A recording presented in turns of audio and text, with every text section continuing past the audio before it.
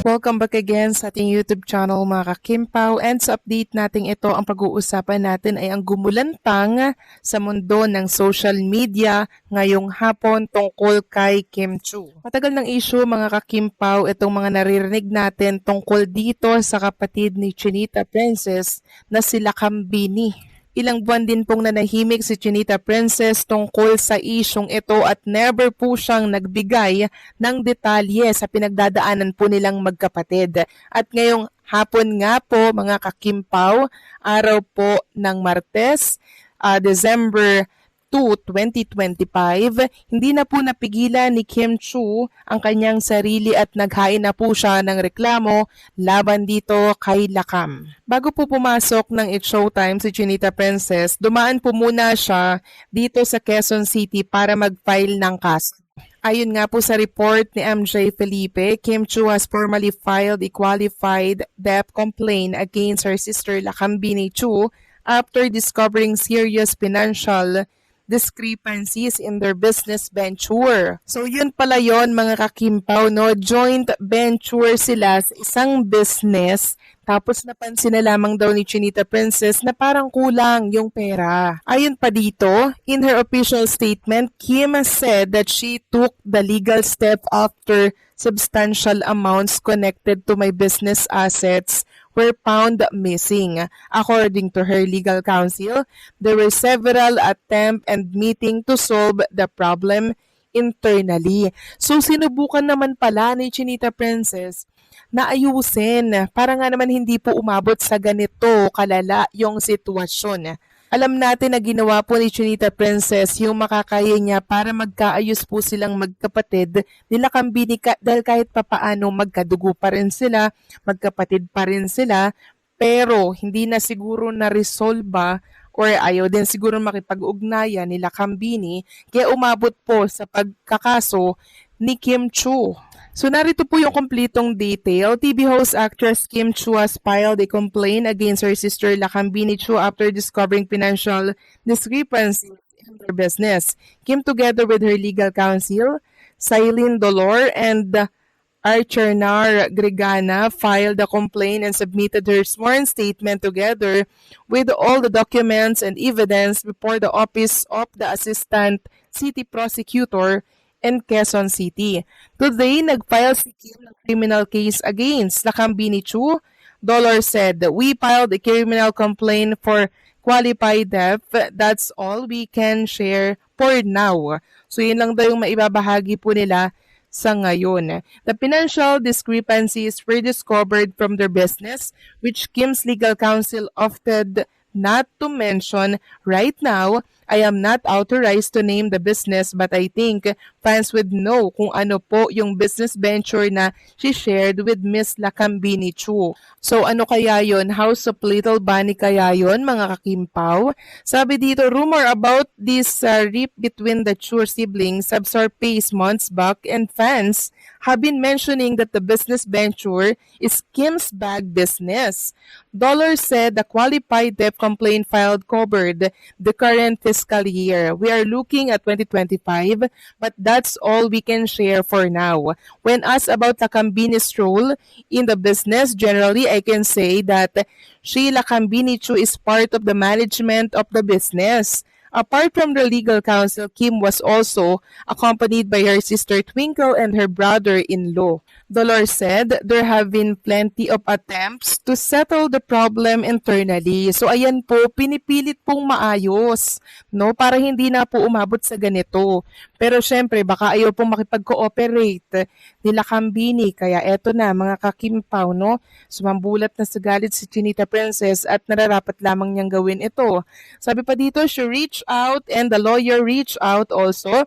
But yun nga po, it has also been a statement of Miss Kim na it has been a very difficult decision for her to do this and to proceed with this step. Yes, alam ko naman yun mga kakimpaw na bilang kapatid, ito talaga yung desisyon na napakahirap gawin. Siyempre, kadugo mo yan, 'di ba? Pero ito talaga yung tama eh. Sabi pa dito, as far as I know, I have been in one or two meeting, but I know there have been several times na they reach out to each other, the Lord added. In a statement released Monday, the actress host said the decision was made in the interest of transparency, accountability, and protecting her company.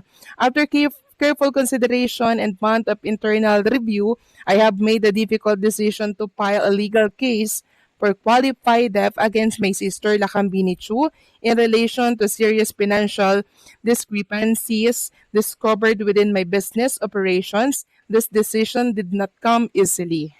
It is one of the most painful steps I have ever taken in my life. Yan po yung sinabi ni Chinita Princess. Mahirap daw po talaga sa kanya itong desisyon na to na magsampa ng kaso or ng reklamo laban sa kanyang kapatid. She added that there were substantial amounts connected to my business asset that were found missing. This legal step was taken to protect not just my company, but also the livelihood of the people who work with me. Kim is asking for privacy in this difficult time in her family. Off camera, Kim managed only 2 words when ABS-CBN News asked how she was copying. Sobrang bigat daw. Yan yung sinabi ni Chinita Princess. Below is the full statement of Kim. I am issuing the statement with a heavy heart and with deep respect for the truth and for the people who have supported me throughout my career and my business journey. So yan po yung statement ni Chinita Princess. Mahirap po talaga pag-usapang magkapatid na kasi, 'di ba? Kahit pa paano may pinagsamahan kayo, may magkadugo kayo, pamilya kayo. Pero ilang beses po kasi na nag-attempts yung panig ni Chinita Princess pero siguro wala pong nangyari. Sabi pa dito, after careful consideration and months of internal review, I have made the difficult decision to file a legal case for qualified theft against my sister, Lakambini Chu, in relation to serious financial discrepancies discovered within my business operations. This decision did not come easily. It is one of the most painful steps I have ever taken in my life. As many know, I built my business ventures with hard work, passion, and trust in the people I love. Unfortunately, substantial amounts connected to my business assets were found missing. These discoveries forced me to take formal action to protect not just my company but also the livelihood hoods of the people who work with me and the integrity of everything I have built.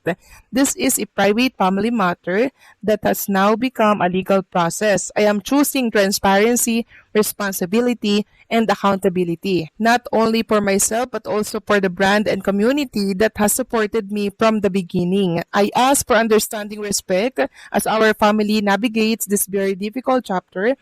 I am hopeful that through the proper legal channels, clarity, and fairness will prevail. Despite this painful situation, I remain committed. So yan po yung paliwanag ni Chinita Princess. Mahirap to na decision sa kanya kasi syempre kapatid niya po. Huwag ka mag-alala, Chinita Princess, kasama mo kaming mga fans sa laban na ito. Ayon sa balita, Kim Chiu ay nagsampa ng kaso laban sa kaniyang kapatid na si Lakambini Chiu. Ang inisampang reklamo ay qualified theft.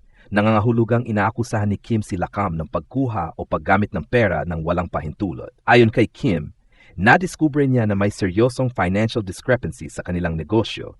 May substantial amounts connected to my business assets. Daw na nawawala. Porma na inihain ng reklamo noong Disyembre 2, 2025 sa Department of Justice. Sa Justice Cecilia Munoz Palma Hall, Quezon City. Kasama niya ang mga abogado mula sa Leap Law, Lilagan Espinosa and Presto Legal and Technical Consultancy Philstar. Ayon sa kanya, ginawa niya ito para maprotektahan ang kanyang negosyo at ang mga empleyadong umaasa rito, pati ang integridad ng lahat ng itinayo niya. Sinubukan umano munang ayusin ng pribado ang issue sa loob ng pamilya, pero nang hindi nagtagumpay, napilitan siya magsampa ng kaso. Sa sariling salita niya, ito raw ang isa sa pinakamahirap na hakbang na ginawa niya. Ang balitang nagsampa ng kaso si Kim Chiu laban mismo sa kanyang kapatid ay isang napakabigat at masakit na pangyayari. Hindi lang para kay Kim, kundi para sa buong pamilya nila. Kapag ang issue ay umabot na sa puntong kailangan ng dalhin sa korte, malinaw na napakaseryoso ng problema at posibleng dumaan ang magkabilang panig sa matagal at mabigat na proseso bago pa sila nakarating sa ganitong hakbang. Sa kultura nating mga Pilipino, ang pamilya ang huling-huling pinagtatalunan, kaya't isipin mo kung gaano kasakit para kay Kim na maranasan ito. Sa pahayag niya, sinabi niyang isa ito sa pinakamahirap na desisyon ng buhay niya. Makikita mo na hindi ito isang impulsive na galaw, kundi isang hakbang na sinubukan niyang iwasan hanggang sa huli. Ibig sabihin, dumaan na ito sa maraming pag-usap, maraming pagtatangkang ayusin, at siguro maraming gabi ng pagod, pag-aalala at pag-iisip bago niya tinahak ang legal na proseso. Kung totoo ang alegasyon na may malaking halagang nawala mula sa negosyo at hawak ito ng kapatid niya, mamapansin mo na hindi lang emosyon ang nakataya kundi kabuhayan niya. Reputasyon niya bilang negosyante at ang kapakanan ng mga empleyadong umaasa sa kanya. Hindi lang ito simpleng away magkapatid, kundi isang komplikadong issue ng tiwala, negosyo at responsibilidad. Kapag pera at accountability na ang pinag-uusapan, kahit sino, kahit magkapatid, ay pwedeng magkabanggaan kapag may pagkakamali o abuso. Ang isa pang nakakadaglungkot ay ang ideya na minsan, ang taong pinagkakatiwalaan natin, lalo na kapag kapamilya, ay nagiging ugat ng problema.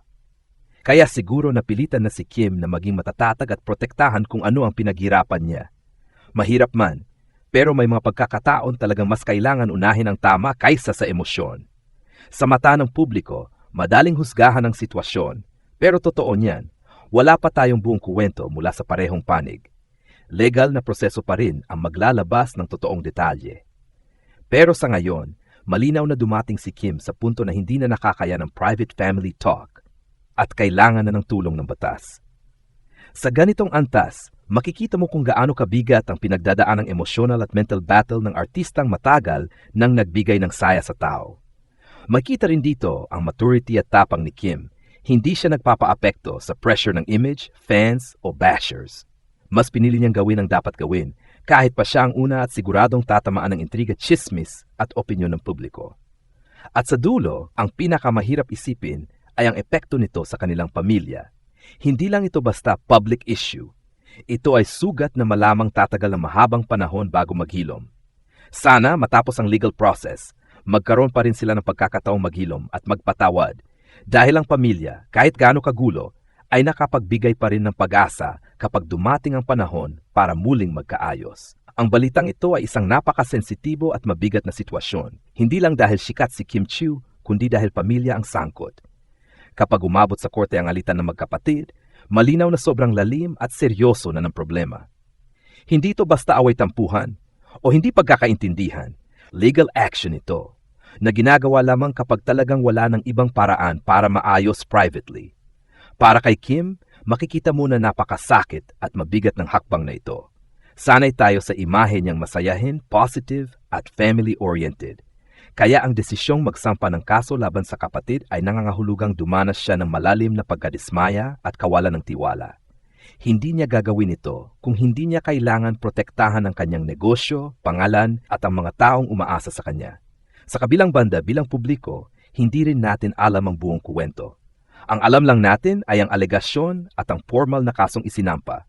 Mahalaga na hayaan natin ang legal process na maglabas ng buong detalye. Ang totoo, ganitong klaseng issue ay madalas na komplikado. Pinaghalong emosyon, negosyo, pera at personal na relasyon. Pero kung may isang malinaw na punto dito, iyon ay may mga pagkakataon talaga na kahit gaano nating kamahal ang pamilya, kailangan nating pumili sa pagitan ng moral responsibility at family loyalty. At pinili ni Kim ang responsibilidad kahit masakit. Sa huli, nakakalungkot para sa kanilang pamilya. Walang panalo sa ganitong sitwasyon. Kahit manalo sa kaso, may parte pa rin nasisira sa relasyon. Ang pinakamagandang mangyari ay matapos ang legal process at kahit paano ay magkaroon ng closure at healing. Ano pa ang may dagdag sa balitang ito? 1. Malaking hamon ito sa mental at emotional health ni Kim. Sa mata ng publiko, trabaho pa rin si Kim, may tapping, hosting, endorsements. Pero sa likod ng ngiti niya, siguradong mabigat ang pinapasan. Hindi biro ang sabay na pag-handle ng career pressure at family conflict na may legal implications. Hindi ito simpleng stress. Isa itong personal na krisis na posibleng makaapekto sa kanyang focus, energy, at emotional stability. 2. Magiging malaking pagsubok ito sa kanyang public image. Kahit siya ang victim sa alegasyon, may mga tao pa rin na magtatanong, babatikos o magbibigay ng kani-kanilang opinyon. Sa mundo ng showbiz, minsan ay sinusukat ng tao ang artista hindi sa totoong sitwasyon, kundi sa sismis at emosyon. Kakailanganin ni Kim ng matibay na PR support para hindi maapektuhan ang kanyang reputation.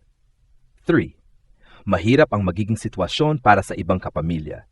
Kapag ang dalawang miyembro ng pamilya ay nasa legal battle, ang ibang kapamilya ay natutulak sa gitna. Sino ba ang kakampihan nila? Papaano nila paninindigan ang pagmamahal sa magkabilang panig? Ito ang uri ng sitwasyon na nagiging dahilan ng long-term family tension na maaring tumagal ng taon bago maghilom. 4. Posibleng maging eye-opener ito sa ibang celebrities at business owners. Maraming artista ang may negosyo kung saan kadalasan kapamilya o malapit na tao ang hinahawak sa finances. Ang nangyari kay Kim ay isang paalala na kahit gaano pakalapit ang tao, mahalaga pa rin ang transparency, proper documentation, at regular auditing.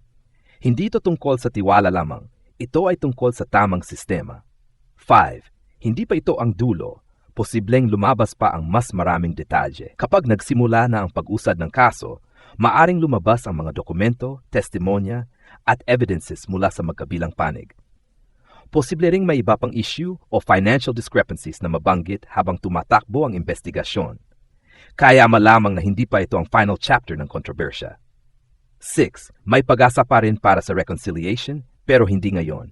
Kapag may legal battle, hindi agad-agad nabubuo ang relasyon. Pero kapag natapos ang proseso, anumang maging hatol, may posibilidad pa rin na maayos ito. Minsan, kailangan munang dumaan sa sakit bago muling bumalik ang respeto at pagtitiwala.